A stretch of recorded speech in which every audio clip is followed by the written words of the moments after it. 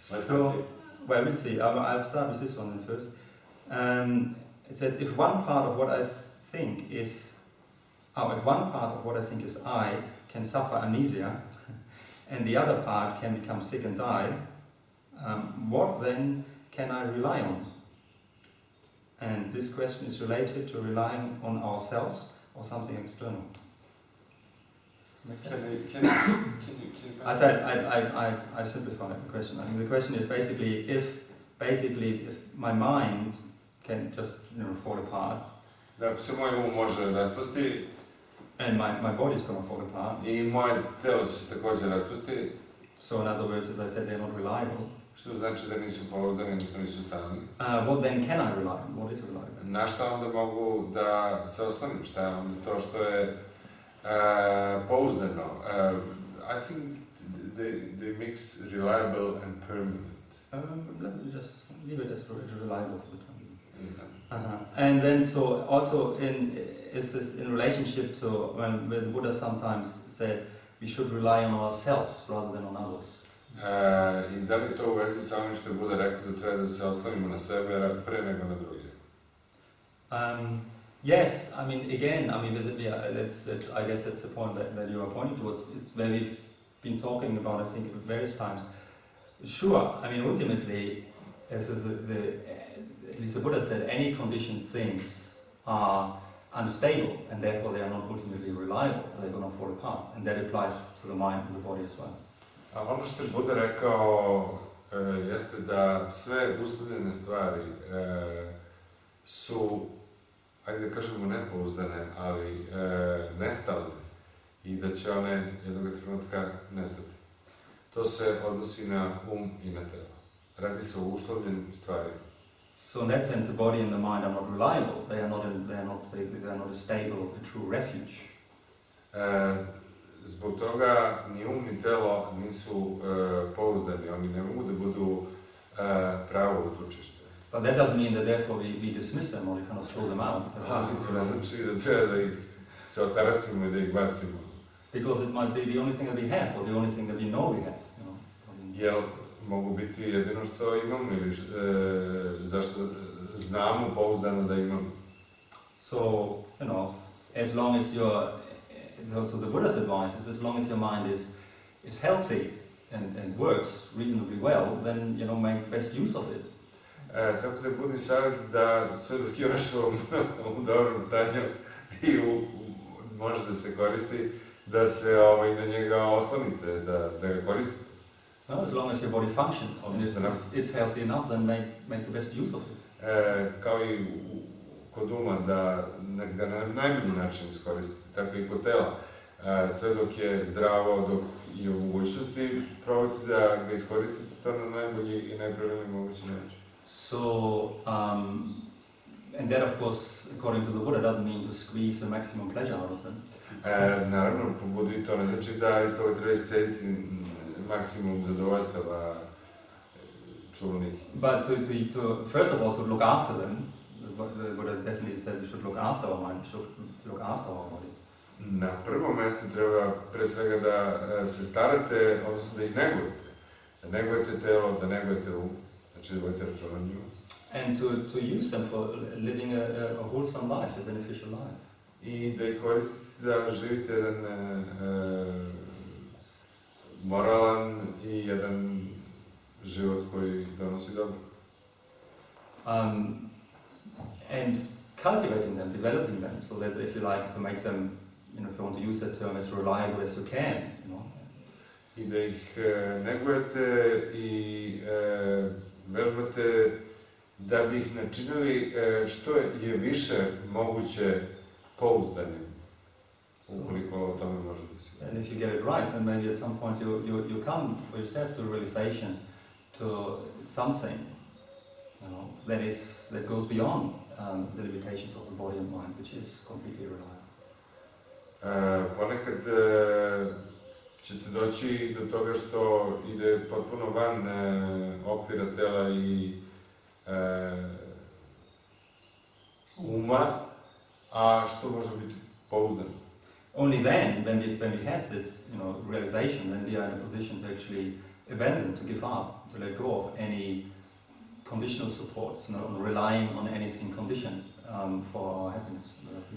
Tek onda kada se ostvari to, uslovno rečeno, prosvetljenje ili realizacija, tada možete praktično da se oslobodite svih tih uslovljenih stvari na koje ste se do tada oslanjali i da imate jedno neuslovljeno praktično znanje, jedno neuslovljeno viđenje. And so I think in that sense the Buddha was talking about to rely on ourselves and not on others, on external supports. He was referring to the fact that that's of course an effort that we have to make ourselves. Po njemu mišljenju Buda je zato i govorio da treba se oslonimo na sebe, ne na druge i na mišljenje drugih, jer sve te stvari čovjek mora pre svega da vidi za sebe. Znači da uloži napor i da ih sam vidi. Nobody else can make that for us. Niko to ne može da učini za nas. And it's a realization that we have to have ourselves. A i čak i prosvetljenje ili realizaciju ili ostvarenje moramo da učinimo sami za sebe. You know, whether the Buddha was enlightened was good for him, and it might be inspiration for us, but it doesn't help, it doesn't make us more. Kaže, Buddha se prosvetljio za sebe, bio inspiracija i ostaje inspiracija za nas, ali... As the Buddha said, you know, he can only point the way, you're going to have to do the practice. I uvijek je govorio, on samo pokazuje put, a ono što treba da se odradi, mora svako od nas da odradi za sebe. But then interesting, the Buddha at another place who also said that spiritual friendship, Kalyana is the whole of the spiritual life. Na jednom drugom mjestu Buddha kaže da je to duhovno prijateljstvo također središte spiritualnog života. He said that in a conversation this is attendant actually, Ananda. To je rekao u razgovoru sa svojim glavnim pomoćnikom Anandom. And he then said, because see, you know, I'm your spiritual friend, and without me, you wouldn't have got here, you wouldn't have got this far. I on mu rekao, ja sam tvoj duhovni prijatelj i bez mene ti ne bi imao to što ti daje. So, I don't think this is a contradiction. Ja smatram da to nije nikakva kontradikcija. Because again, what the Buddha is pointing towards is so ultimately, of course, we have to develop our own authority. We have to take responsibility for our own practice. I ono što ja mislim da Buddha rekao, to je da ako hoćemo da uzmemo sebe kao oslonac, moramo da uzmemo i preuzmemo i odgovornost za svoju aktivnost, za svoju praksu. That doesn't mean that we are dismissive of any, you know, help from others or for external forms or something that can help us. Ali to nikako ne znači da treba da se odreknemo i da ne prihvatimo bilo kakvu spoljašnju pomoć koja može da dođe, koja može da nam pomoći. We would be missing out if you don't try, if you're not opening ourselves to actually accepting help from others, if you're not willing to learn from others who might be more experienced. Mnogo propuštamo u suštini ukoliko se ne otvorimo prema drugima, ukoliko nećemo da čujemo drugo mišljenje, ukoliko nećemo da učimo iz iskustva drugih. Actually, one definition of maturity, what maturity means, is to know when you need help. Jedna definicija zrelosti, šta je to zrelost, jeste znati kada vam je potrebna pomoć. And to be able to ask for it. I biti u stanju da je potražite, zatražite. And honestly, I would take that very serious as advice, from my own experience. I iz svog iskustva ja bih to uzeo kao jedan veoma ozbiljan savjet. You know, until we really come to the place where we genuinely, you know, can stand completely on our own feet, we don't need help. Naravno, do onoga trenutka dok ne stanemo, što kaže, sasvim na svoje noge, kada nam pomoć u suštini više neće biti potrebna. Well, then we're going to start to give help. Tada ćemo početi da dajemo pomoć, da pružamo pomoć. So this is a whole system of giving and taking, of you know, helping each other, being mutually supportive. To je čitav sistem, znači uzimanja, davanja, međusobnog pomaganja, u čitavom tom procesu napred. It's a common experience, and also in monastic life. And often, you know, like from my particular perspective, say, male monastic life, monk's life. To je vrlo čest slučaj u manastirskom životu, u uslovima života u manastiru i po mom nekom mišljenju glavni koncept življenja. Not everyone, of course, but many kind of young men come to the Sangha, they've read a lot of scriptures, they have practiced by themselves, and they come to the monastery and they know everything better, they know everything best. They don't need any help. Kaže, mnogi mladi ljudi pročitaju mnogo toga mnogo suta o budizmu i dođu u manastir i sve znaju najbolje. Mislim, oni to sve najbolje znaju. I think there's a natural kind of... Ja mislim, kaže, da sam ja bio takav kad sam došao tamo. For most young men, I think it goes together with testosterone. I think that's a natural kind of overconfidence when you're in your late teens, early 20s. Da, u tim 20. godinama to je više testosterona koji vas čini potpuno neovisnim od drugih, najbolje znate sve. And that's not a bad thing. It's because, of course, it gives you a drive, it gives you the energy, and the ambition. We're talking about ambition to really kind of try hard, and harder than everybody else, of course. To nije tako loša stvar, jer vam utiskuje jednu određenu dozu ambicije da pokušavate da znate bolje od svih ostalih. So I remember when I met, first got to know the present teacher that I'm living with now. And he kind of, one point he looked at me and said, well, Abhinandu, you're very stubborn and very arrogant. Da, sjeća se kad sam upoznao učitelja koji je danas učitelj u hramu gdje sam, glavni pogledao mi je rekao, ti si mnogo pretvrdoglava i arrogant. So I said, it will be, progressing down. Kaže da se rekao. But then he said, that's not a bad thing, he said. The only thing is like as you mature in your spiritual practice, what's actually going to have to happen is, or what will happen is, you're going to turn, the stubbornness, it needs to be purified into perseverance. Ono što vam rekao, kaže, to nije tako loša stvar. Ono što treba da uradiš jeste da to neguješ i da tokom vremena tu tvoju tvrdoglavost u suštini pretvoriš u izdržljivost, u istrajnost. And what was the other thing? Arrogance, they need to be purified. When it gets purified, it will turn into confidence. A ova arogancija koju imaš kad je budeš počistio, ona će se pretvoriti u pouzdanje. So I guess what's supposed, what gets kind of purified out of it is a bit the hard edges of conceit, of ego-centeredness. Dakle, pročišćenje je značilo u principu odrezati ono što je u toj tvrdoglavosti upornosti u suštini bilo okrenutost prema taj egocentrizam i neviđenje. So, honestly, I don't know, how much progress I have made on that. Kaže, iskreno ne znam koliko sam u tome napredovao. But there's this point, but also like that in my life, and you see that with others, that at some point maybe you start to notice some of your limitations, you start to maybe fail according to your own maybe exaggerated standards. Ja, kaže, ne znam koliko sam uspio u tome svemu, ali je činjenica da tokom sazrevanja počinjete da, što bi rekli, mašite, odnosno da ne uspevate i da vidite da postoje ipak granice tim nekim ogromnim standardima koje ste sami postavili. That's caused a great relief and very good times, then you can actually recognize, there are other people actually around me who can help, who actually know, who have actually maybe been through the same process. Ali ogromno olakšanje kada su oko mene ljudi koji u principu to sve znaju, jer većina njih je prošla kroz sve to i zna etape čitavog tog puta. So then you realize, if I actually need help, I can recognize it, I can actually ask for it.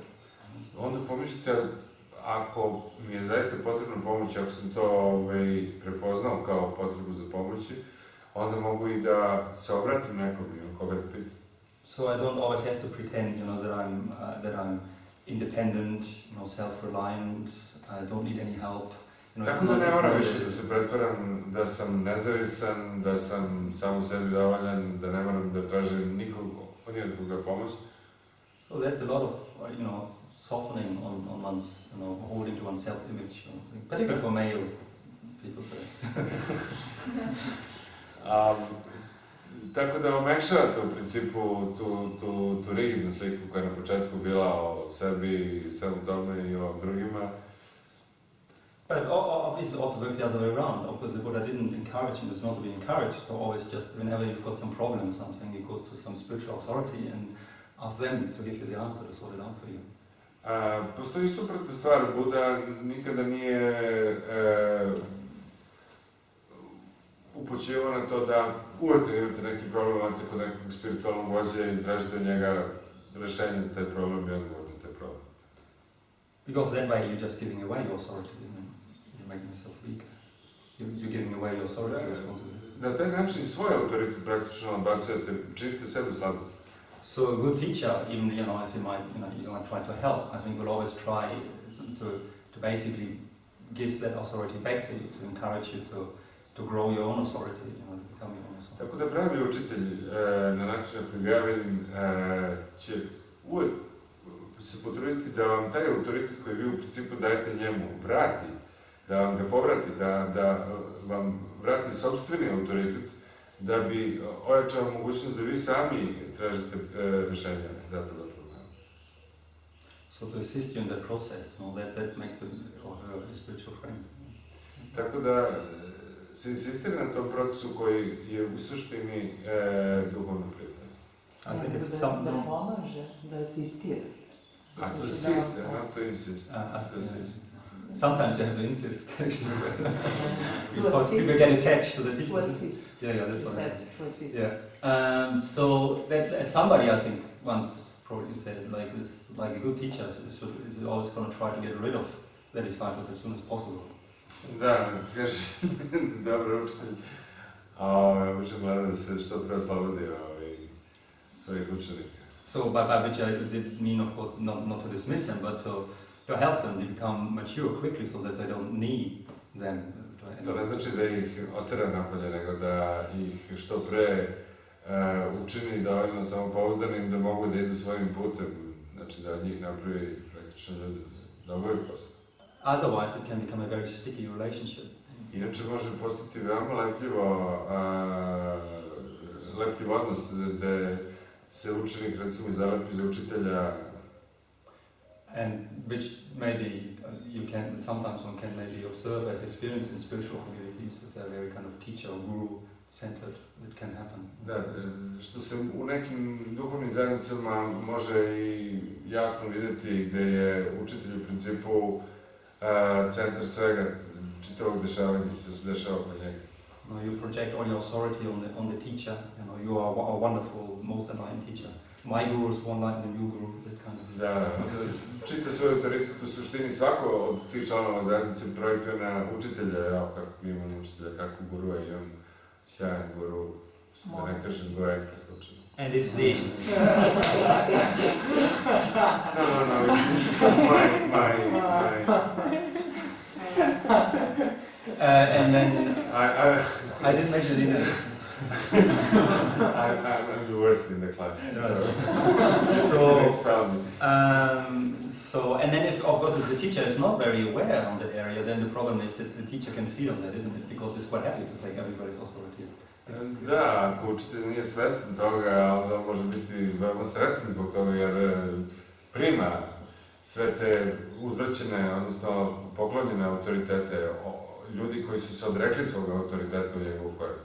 It will of course increase the teacher's feeling of power, of self-worth, of authority, if they are not aware of it or don't care about it, or feed on that kind of energy. Tako da se mnogi učitelji ili neki učitelji hrane time, jer na taj način povećavaju, proširuju svoju moć, svoj autoritet, akumuliraju jedan način grabljenja. And sooner or later that's going to end in some kind of scandal or disappointment. I pre ili kasnije to će se završiti ili u nekoj vrsti skandala ili u nekoj vrsti razočaranja. Because the disciples dependent on the teacher as much as the teacher becomes dependent on his disciples. Jer je učenici postaju zavisni od učitelja u istoj meri u kojoj i učitelj postaje zavisan od učenika. Znači, ostvaruje se jedan reciprocitet zavisnosti. And then you've got a mutual agreement, tacit agreement of not looking at any difficulties and any problems, and they can't be questioned because it will break, this. Tako da uvijek tražite taj zajednički neki sporazum, da napravite zajednički sporazum, da ne bi došlo do bilo kakvog iskakanja koje bi čitavu tu jednu sferu odnosa dovelo u pitanje. So,